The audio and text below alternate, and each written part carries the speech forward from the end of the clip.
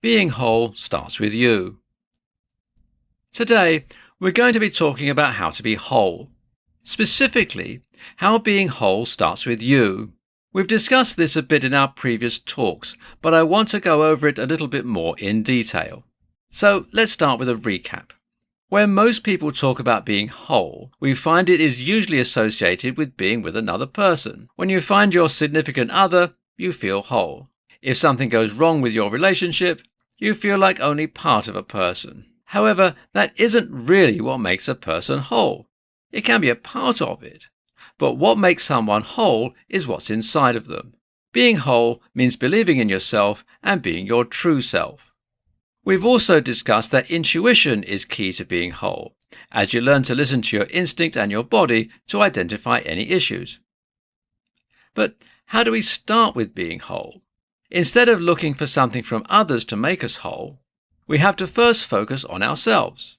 Well, how do we do that? We must first better our intuition. To do this, we must increase our awareness of our bodies and our thoughts. Learning to listen to yourself is the key to increasing your intuition. Throughout daily life, many of us push away our gut feelings, opinions, or what our body is saying to us. It can take a while, but we must learn to nurture these feelings again and not push them away.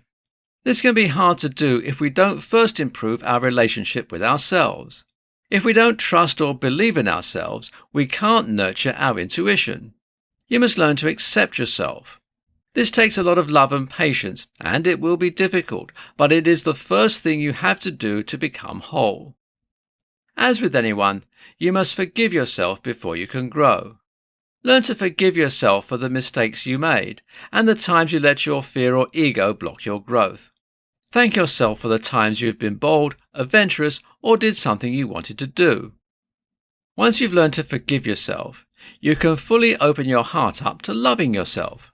Appreciate your body and mind for what they've done to get you this far and that they are always working their hardest. You are your own harshest critic.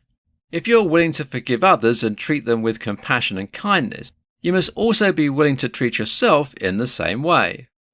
Realize that a lot of the fighting you're doing, not to face criticism, to do better, to work harder and so on, is you fighting with yourself.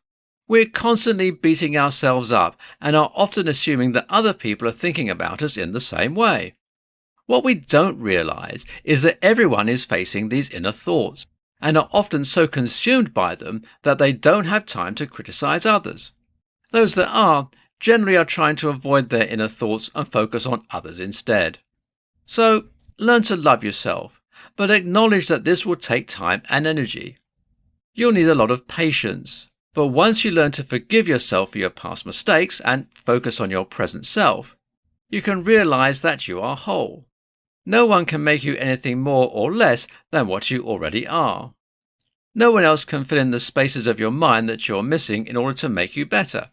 You have to learn to fill in those cracks yourself.